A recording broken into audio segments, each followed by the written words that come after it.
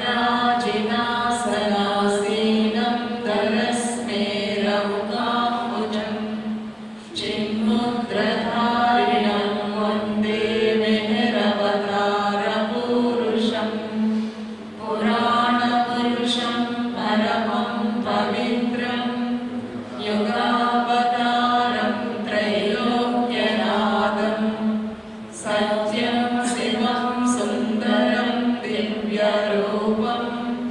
विहिर्देवं शरणं प्रपद्ये। एवं ध्यात्वा गुरून् नत्वा मानसे पूजयेत् ततः स्तोत्रमेतत् पठे नित्यं श्रद्धा भक्तिसमन्वितः।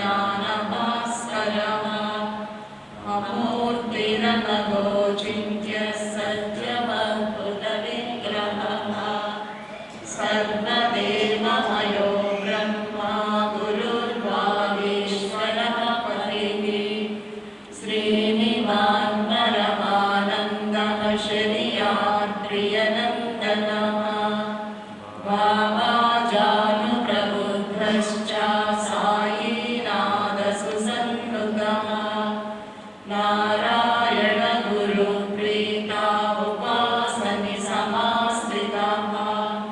ताजुद्दीन प्रपन्नश्च मौनिरान्मुनिसेविताः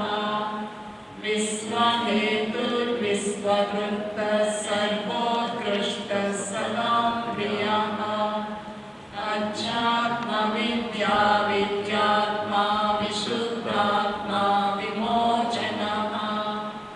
उद्धारणो विशालाक्ष उद्भवस्थितिकारणः ऊर्ध्वगः सत्पदाचार उत्तमोत्तमजीवनः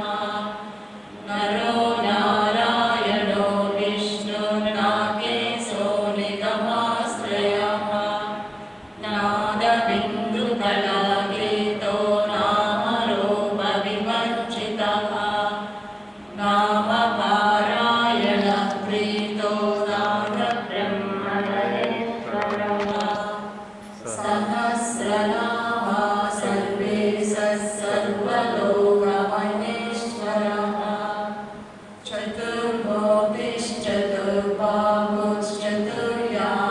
चतुर्बाहुश्चतुर्यानप्रबोधकः चतुरात्मा चतुर्भावश्चतुर्मार्गश्चतुर्मुखः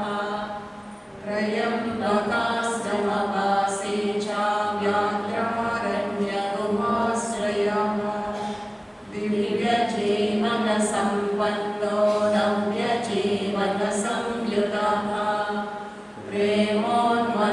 प्रेमोन्मत्तसमोदत्ता भिक्षुकादानतत्परः शरणागतदीनार्था परित्राणपरायणः स्वयं प्रभुरनिर्देश्य स्वप्रकाशश्चिरन्तनः कलिदोषनिराकल्पा प्रधानपुरुषेश्वरः सत्यवाक्सत्यवादी च सत्यमूर्तिः सदां गतिः सन्मार्गः सत्यसङ्गः सद्गुरुः साधुपूजितः सर्वेश्वरः सर्वमयः सद्बुद्धिः सत्परायणः सर्वगतः सत्यः सर्वकारणकारणः सुवर्णवर्णः सर्वाङ्गो दिव्याङ्गो दिव्यदर्शनः एकान्तवासी संसेव्यः सर्वदर्शनतत्परः कारागृहविमोक्ता च सदा शत्रुघ्न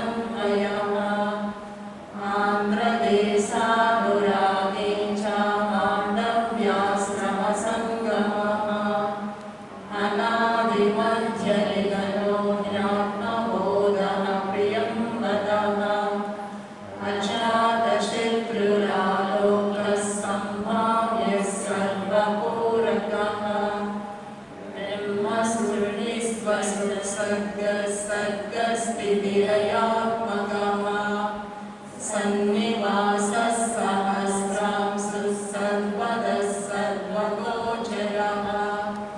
उत्तमो गोपति गोप्ता गुप्तविद्या गुहाश्रयः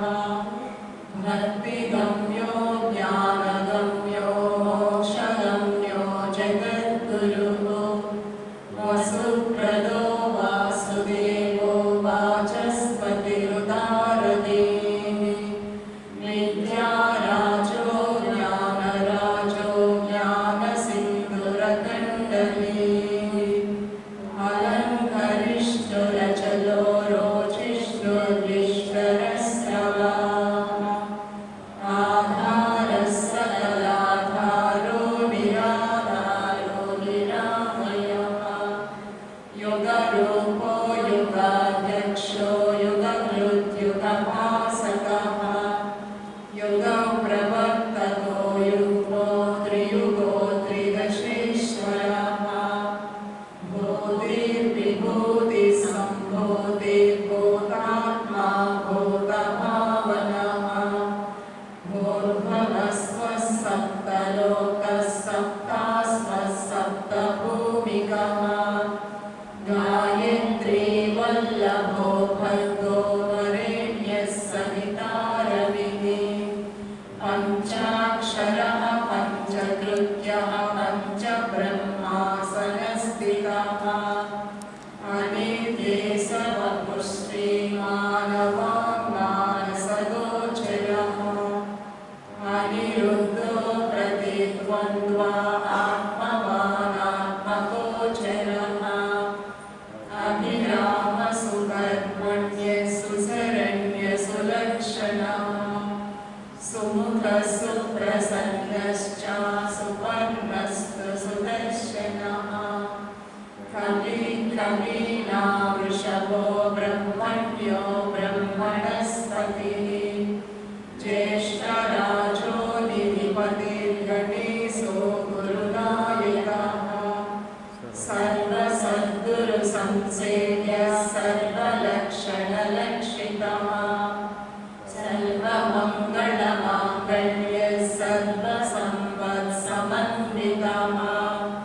श्वेताम्बरधरस्रग्भिः श्वेतवृन्दपरिवृतः स्मितवक्त्रः प्रसन्नास्यो ज्ञानमुद्राकराम्बुजः श्रीहरिः श्रीधरः श्रीधरः श्रीगर्भः श्रीनिकेतनः श्रीमन्त्रश्रीनिवासश्च श्रीपतिस्त्रीविभूषितः विष्णुर्जिष्णुर्महाविष्णुः प्रभविष्णुसहिष्णुतः व्राजिष्णुश्च वरिष्ठुश्च वर्तिष्णुरुत्सहिष्णुतः अकल्मषः स्वयं सिद्धः सिद्धाचितपदाम्बुजः दामोदरो ऋषिकेशः केशवो माधवस्वभूः अव्यक्तमूर्तिरभवः पावनो मृतमूर्तिमान् जाग्रतो जगदानन्दो जगदाद्यजनार्दनः ओङ्कारवाच्य ओङ्कारा ओजस्वानौषधीपतिः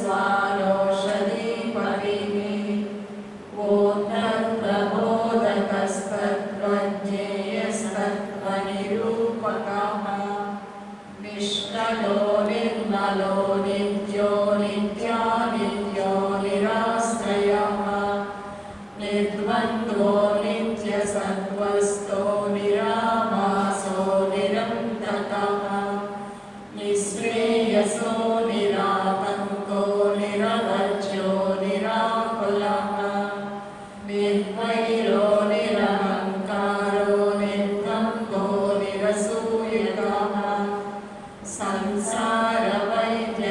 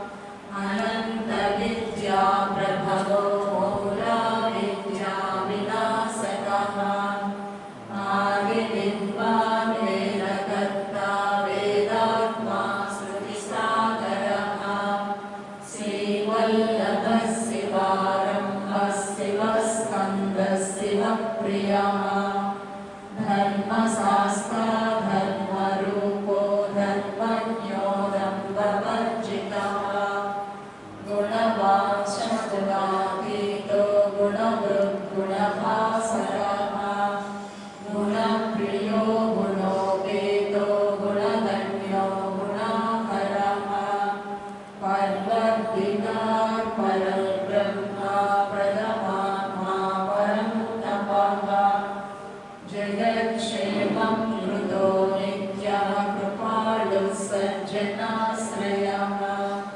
हरे सः परमाकाशः परं ज्योतिः परागतिः परं पदं परं धाम परमेष्टिकरोरजाः ब्रह्मस्तुत्यो ब्रह्मवादी ब्रह्माण्डान्तर्बहिस्थितः ब्रह्माण्डगर्भो ब्रह्माण्डो ब्रह्मिष्ठो ब्रह्मबोधितः देवताङ्गो देवदेवो देवीसो देवताग्रजः अग्राह्य सर्वजिद्येकः समर्थो रघ्ननाशनः कौसल्यातनयो रामो राघवो भरताग्रजः जानकी परिणीता च सदा हनुमदाश्रितः देवकी गर्भसम्भूतो वासुदेवो यदोक्षजः प्रद्युम्नजनकः कृष्णो रुक्मिणी सत्यवल्लभः सूर्यसोमेक्षणो विश्वरूपो विश्वस्य भारतः सर्वसंशयविच्छेत्ता निर्वाणसुखदायकः निर्लेपो निःस्पृहो सङ्गो निर्भयो नीतिपारगः निष्प्रेष्यो निष्क्रियो नेयो निष्प्रपञ्चो निधिर्नयः कर्म्यकर्मी विकर्मी च कर्मज्ञः कर्मनाशकः कर्मभुक्कर्मफलदः कर्मेशः कर्मनिग्रहः गूढकर्मा महाकर्मा ब्रह्मकर्मा कृताकृतः तप्ता जप्ता क्षमालापा गन्तारेदा गुरुत्तमः शिष्टो द्रष्टा मनुस्पष्टा बलवान् हरिहरात्मकः प्रोद्धा बोद्धा महाबोद्धा सिद्धार्थसिद्धसाधनः मन्त्री मन्त्रो मन्त्रगम्यो मन्त्रकृत् परमन्त्रहृत् मन्त्रभृन्मन्त्रफलदो मन्त्रेषु मन्त्रनिग्रहः स्थिरधि स्थिरविज्ञान स्थिरावास स्थिराश्रयः स्थिरयोग स्थिराधार स्थिरमार्ग स्थिरागमः मनुजो मानवातीतो मानवेन्द्रो महोदयः महनीयो महातेजा मोक्षसन्दायको मलः महानन्दो महाज्ञानी महाशान्तो महागुणः महाडनीयान्तरिमो महीयान् महिमोज्ज्वलः महायोगी महावीरो महादेवो महाप्रभुः महावीरो महाभावुर्महाधर्मो महामहः कारुण्यसागरः कान्तः कारणं करणं कृतिः सुब्रह्मण्यः सुप्रवेशः चारुहाससुभाननः ॐ श्री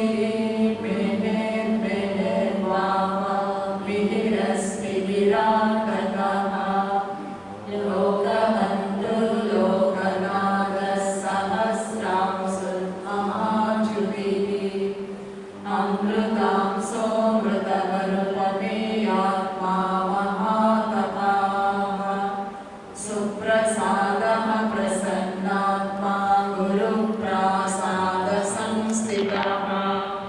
विष्णुरोहितो रोचिर्विशिष्टशिष्टपूजितः विश्वयोनिर्विश्वनाथो विश्वज्ञेयो विशाम्पतिः तेजो वृषो वृषिकेशो वेदगुह्यो वृषाकृतिः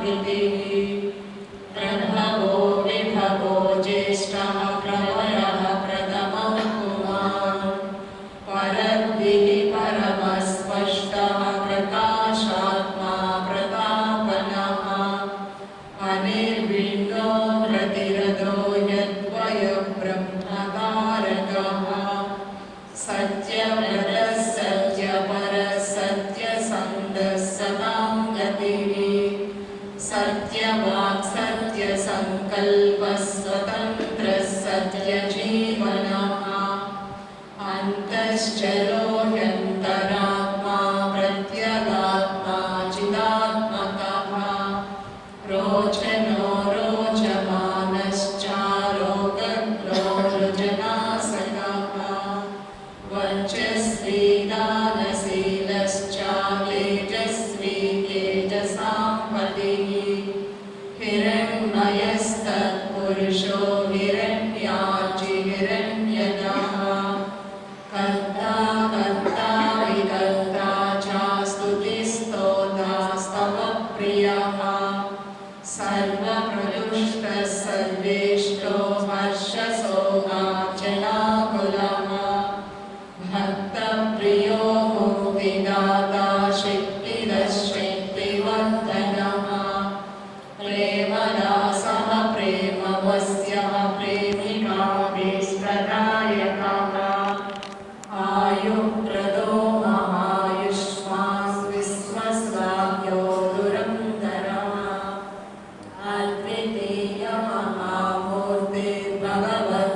अद्वितीयमहामूर्तिर्भगवत्प्रेमवर्धनः महाविचारकल्पंसी मन्त्रतन्त्रविमोचनः वर्णीवर्णाश्रमातीतो वेदवेदान्तनिष्ठितः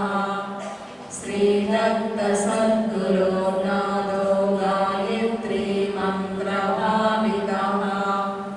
अगस्त्यस्तुतिसन्तुष्टो दर्शिता व्यक्तभावनः धन्वन्तरे धर्मतेजा धर्मद्रष्टा किलाग्निमृदु नारदादिमुनिस्तुत्यो योगनिद्राविनिद्रितः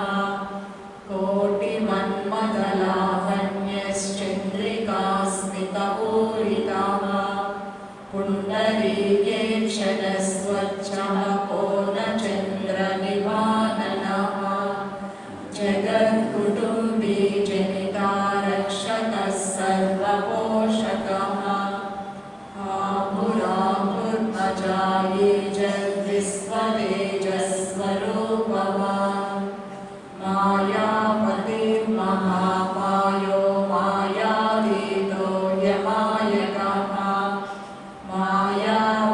मायावरणविच्छेद्यो मायामानुषविग्रहः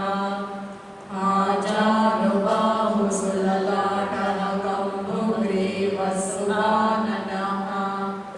हास्यप्रियो हास्यवचः कन्दुकक्रीडनोत्सुकः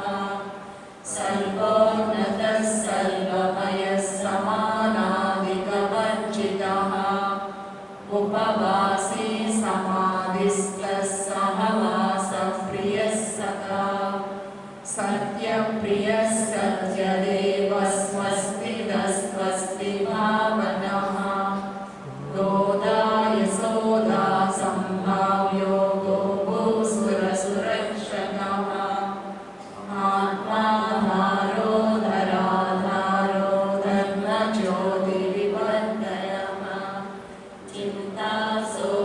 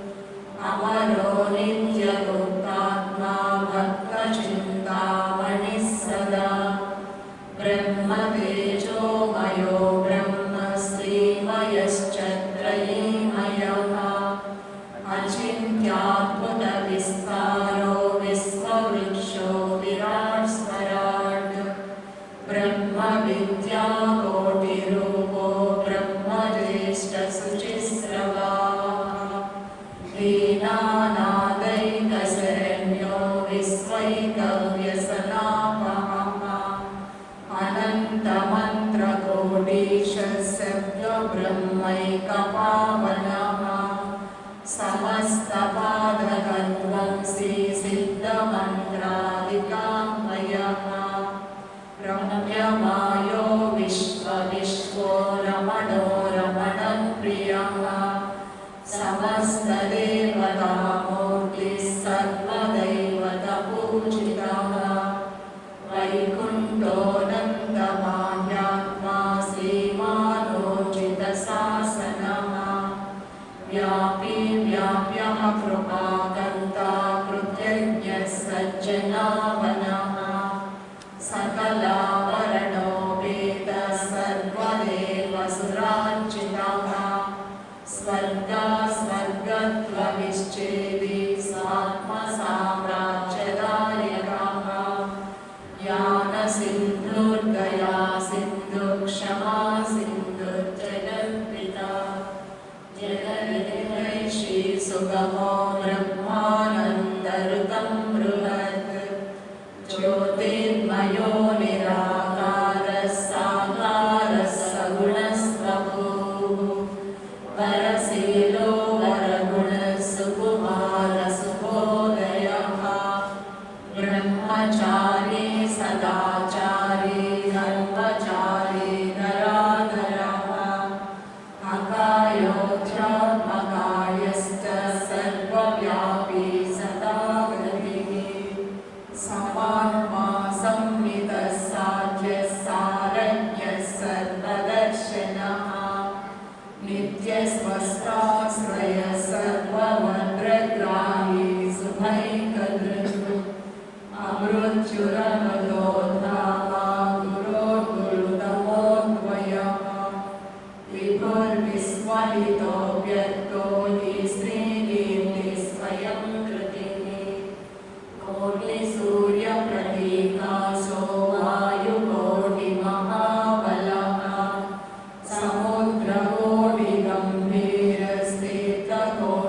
समुद्रकोटिगम्भीरस्थितकोटिसमाह्वयः यथा योग्याखिलध्रुवः सर्वशून्योऽखिलेष्टदः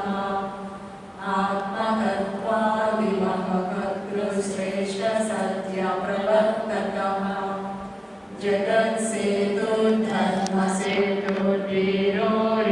जगत्सेतुर्धर्मसेतुर्वीरोरिष्टदुरन्धरः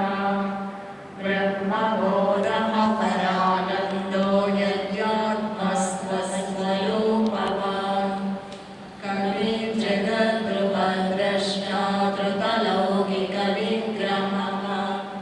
प्रपन्नपालनो माली ब्रह्मण्यो ब्रह्मवर्धनः आत्मप्रकाशः पूर्णश्री आदिनारायणेक्षितः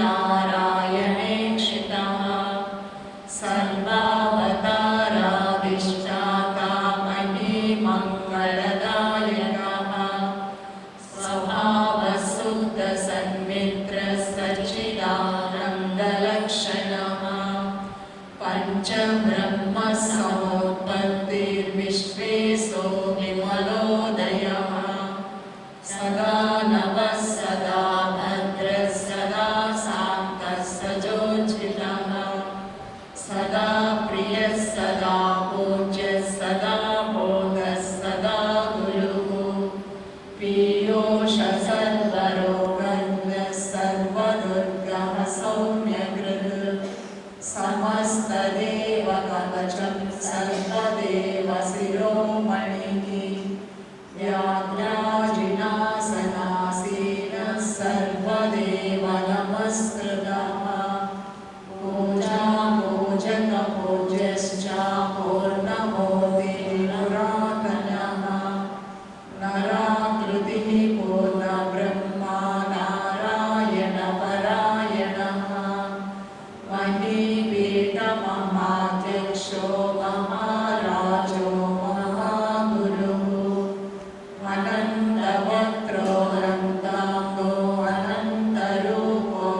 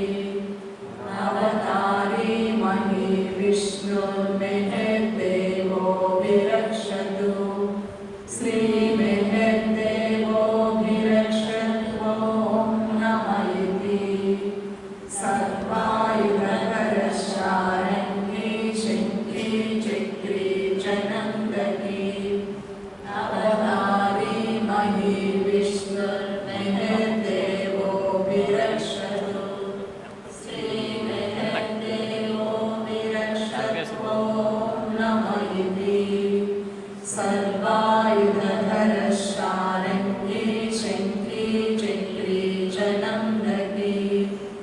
अवतारी मही विष्णुर्मेहर्देवो विरक्षतु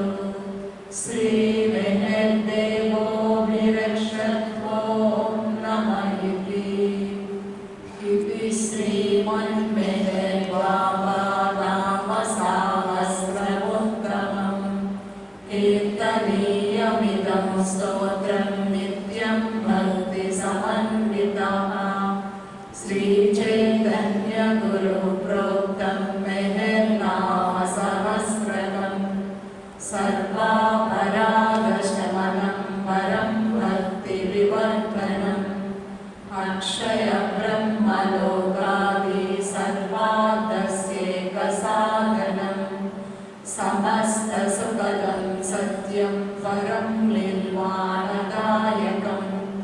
कामक्रोधादिनिश्चेषः सर्वसंसारशोधनम् सर्वप्रेमिकलोकानां सर्वाभीष्टफलप्रदम् अप्रज्ञान्यशमनं ज्ञानविज्ञानदायकम् सर्वैश्वर्यप्रदं सर्वसिद्धिदं सर्वकालिकम् सकृदस्याखिला वेदाः साङ्गामन्त्राश्च कोटिसः पुराणशास्त्रस्मृतयः पठिता पाठितास्तदा जप्तास्य श्लोकं श्लोकार्थं पादं वा पठनात् सकृत् सिद्ध्यन्ति सर्वकार्याणि अचिरात्तिमुतोऽखिलम् नानेन सदृशं स्तोत्रं त्रिषु लोकेषु विद्यते गोपनीयमिदं स्तोत्रं पाठ्यं स्वार्थैकसिद्धये सन्ति नाम सहस्राणि दैवतानि बहूनि च यत्फलं समवाप्नोति तत्सर्वं पठनान् नरः स्तोत्रमेतत् पठेद्यस्तो मेहर्नाम सहस्रकम् सर्वपापविशुद्धात्मा मेहर्सायुज्यमाप्नुयात् अन्तर्यामी मेहर्बाबा मान्तहृदये स्थितः चोदितः कृतवान् स्तोत्रं मेहर्देव प्रसादतः नारायणस्त्वमेवासीदहराज्ञे हृदिस्थितः प्रेरकः प्रीयमाणानां प्रेरितोऽस्मि त्वयाधुना त्वदाज्ञां शिरसा धृत्वा रचामि त्वसहस्रकम् न मे त्वदन्यस्त्रातास्ति त्वदन्यन हि दैवतम् दयनीयो मदन्योऽस्ति तव गोत्रजगत्त्रये त्वदन्यं न हि जानामि रक्ष रक्ष मेहर्प्रभो शुक्लाभ्रे माधवे मासि पञ्चम्यां गुरुवासरे रमणीयमिदं स्तोत्रं रचितं रमणमूर्तिना अनुमासे प्रचोपत्तौ युगादौ भानुवासरे युगावतारसाहस्रं संस्कृतं मेहरङ्कितं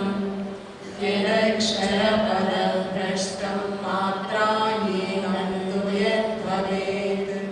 तत्सर्वं क्षम्यतां देवा मेहर्बाबा नमोऽस्तु ते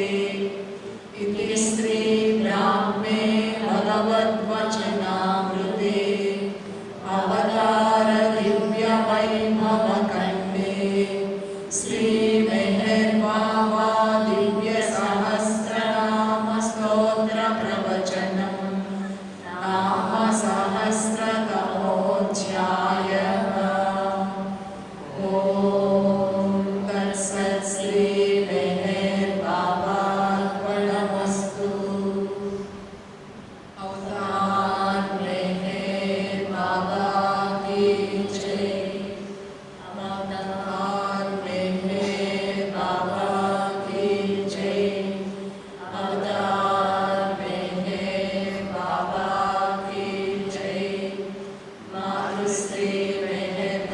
सावित्री देवी समेत सद्गुरु श्री मेहर चैतन्य